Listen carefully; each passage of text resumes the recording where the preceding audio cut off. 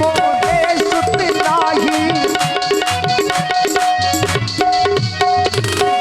भय की लानी मोरे सुत नाही, भय की लानी मोरे सुत नाही। हुई धर्म की उन्नति सकल पाप की क्षय, एक बार सब मिलकर बोलो महाराज दशरथ की जय, महाराज दशरथ की जय।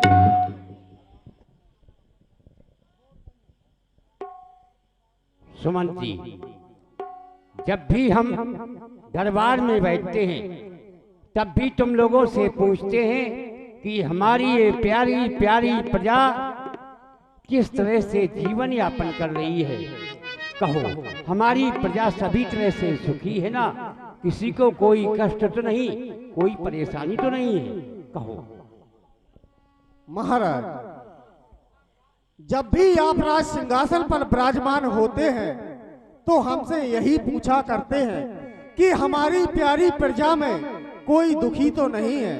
महाराज, इसलिए तो कहना पड़ा कि मत कर परवाह किसी की, चाहे जमाना खिलाफ हो, चलना उस राह पर जो सच्चा और साफ हो। महाराज, जिस राज्य में आप जैसा परम प्रतापी धर्मात्मा राजा राज्य करता हो, उस भला प्रजा को कोई कष्ट हो सकता है? नहीं। महाराज, यज्ञशाला, पाठशाला, गौशाला इत्यादि सुचारू रूप से चलाए जा रहे हैं। महाराज, आपकी प्रजा में कोई दुखी नहीं है। क्यों नहीं? हम जानते हैं कि जब तक तुम जैसे मंत्रियों का हमारे इस राज्य में सहयोग है, हमें किसी भी समस्या का सामना नहीं करना होगा। लेकिन आज अचानक क्यों? भैया, श्रृंगार कक्ष में आप लोग इतना शोर मत करिए, और दूसरी बात, गांजा मत पीजिए, धुआं यहां तक आ रहा है।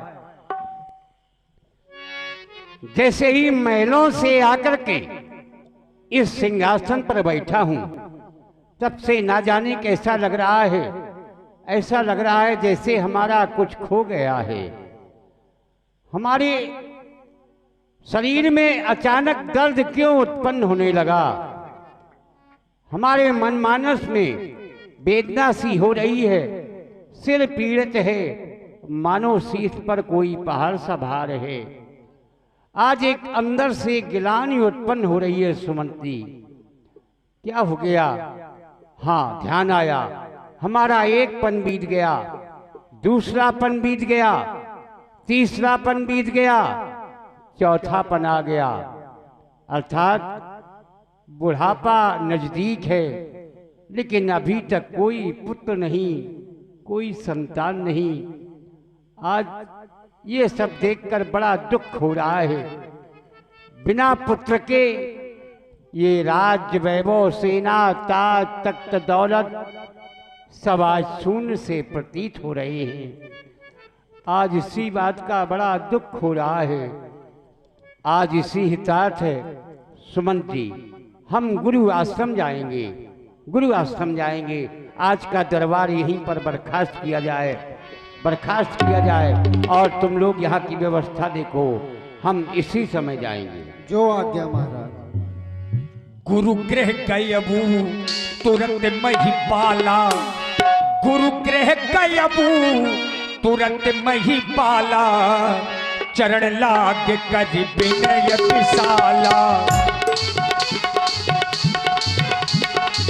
निज दुख सुख सब गुरु ही सुनायऊ, निज दुख सुख सब गुरु ही सुनायऊ। कहीं वशिष्ठ बहु विधि समुझायऊ, कहीं वशिष्ठ बहु विधि समुझायऊ। राजेंद्र, तुम्हारा महामंगल हो। भैया इको कम कर दो इसका। राजेंद्र, तुम्हारा महामंगल हो। गुरु सदन में आज प्रथम बार नहीं आए, अनेकों बार आगमन हुआ। इको कम करो इसको। जब भी गुरु सदन में आए तब आपका ये मुखमंडल कमल के समान खिलने वाला आज यही मलिनता को धारण किए हुए है। कारण क्या है मैं जानना चाहता हूँ। कोई विशेष कारण होगा ये तो मैं समझ रहा हूँ, लेकिन वो विशेष कारण कौन सा है बताइए। प्रभु, आज मैं आपके पास अकेले ही आया हूं, कोई सेवक भी नहीं साथ में। बात ही कुछ ऐसी थी कि उतावला होकर आपके पास दौड़ा चला आया प्रभु। अगर आपने पूछा है कि आज ये चेहरा मुरझाया हुआ क्यों है, तो अवश्य बताऊंगा, क्योंकि आप हमारे निज हैं, आप हमारे गुरु हैं। क्यों ना हो। स्वामिन पुत्रा कथमेश्वा सर्वलक्षण लक्षता पुत्रहीनस्य में राज्यम सर्व दुखात कल्पते। हे प्रभु, सभी गुणों में संपन्न मुझे पुत्र अब कब उत्पन्न होंगे। आप देख रहे हैं हमारा बुढ़ापा आ गया, लेकिन अभी तक कोई संतान नहीं, कोई पुत्र नहीं प्रभु। प्रतीक्षा करते करते चौथापन आ गया, बुढ़ापा आ गया, लेकिन फिर भी कोई पुत्र नहीं। क्या मेरे बाद रघुवंशियों का वंश समाप्त हो जाएगा?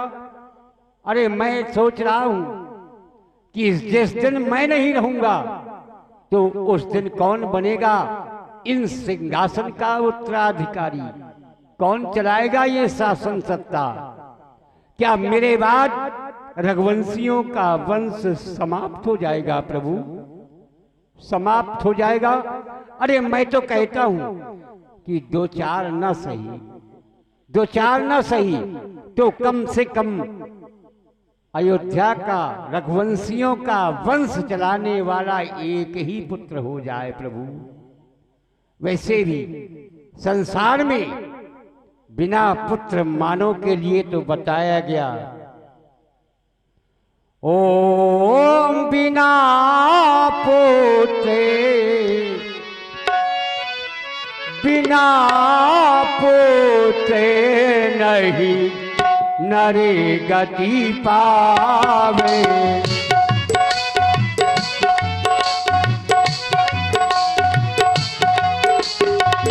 वेद पुराण शास्त्र अस गावे, वेद पुराण शास्त्र अस गावे।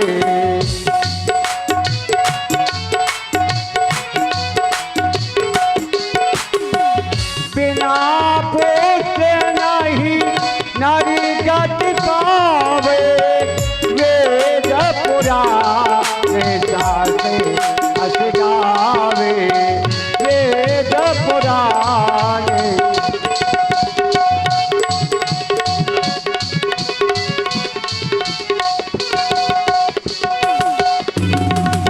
प्रभु कोई ना कोई उपाय करें ताकि रघुवंशियों का वंश चलता रहे, कोई उपाय करे, और नहीं तो रघुवंशियों का वंश प्रभु समाप्त हो जाएगा, समाप्त हो जाएगा, समाप्त हो जाएगा। राजेंद्र, मानव का जीवन बड़े भाग्य से प्राप्त होता है। यदि मानव का जीवन प्राप्त हुआ है तो मानव का प्रथम कर्तव्य यह बनता है कि अपने जीवन उद्धार के लिए अपने जीवन में गुरु का होना अति आवश्यक है। क्योंकि मानव जीवन में एक नहीं अनेकों समस्याएं आती है, और जब समस्याएं आती है तो उन समस्याओं का समाधान केवल गुरु ही हुआ करता है। क्योंकि गु नाम अंधकार, रू नाम प्रकाश, जो अंधकार से प्रकाश की ओर ले जाए वही तो गुरु है। और आपके जीवन में तो हमारे जैसा गुरु आपको प्राप्त हुआ, फिर भी आपके जीवन में यदि समस्या रह जाए तो ये समस्या आपकी ना हो करके ये तो समस्या स्वयं हमारी हो जाएगी। राजेंद्र, आप कह रहे एक ही हो जाए?